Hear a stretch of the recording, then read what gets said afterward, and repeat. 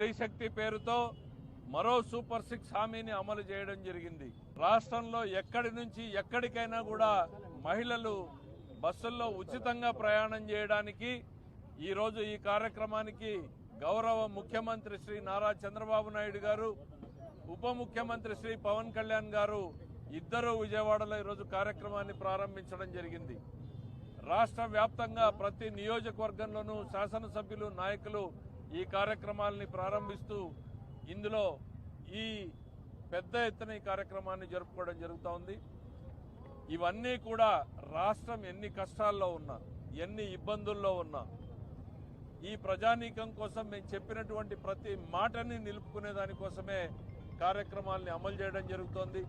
తల్లికి వందనం ఇచ్చాం, అన్నదాత సుఖీభవ ఇచ్చాం, విద్యార్థులకు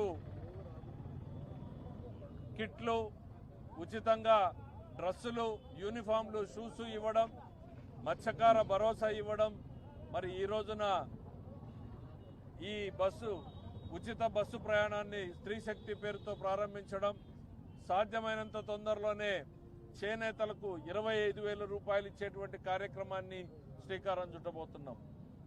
సంక్షేమాన్ని, అభివృద్ధిని రెండింటిని సమతూకంలో తీసుకుపోతున్నటువంటి ప్రభుత్వం చంద్రబాబు నాయుడు గారి ప్రభుత్వం. ఈ ప్రభుత్వానికి ప్రజల ఆశీస్సులు ఎల్లవేళలా ఉండాలని చెప్పి కోరుకుంటూ, నిన్న జరిగినటువంటి ఎన్నికలు సంవత్సర తెలుగుదేశం పార్టీ పాలనకు రెఫరెండం.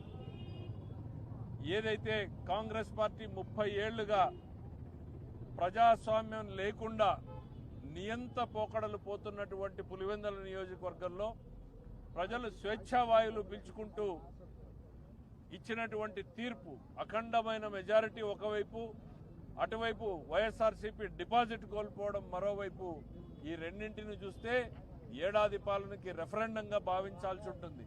అయితే మేము మరింత బాధ్యతతో పనిచేస్తామన్నటువంటి విషయాన్ని కూడా ఈ సందర్భంగా తెలియజేసుకుంటూ సెలవు తీసుకుంటున్నాను.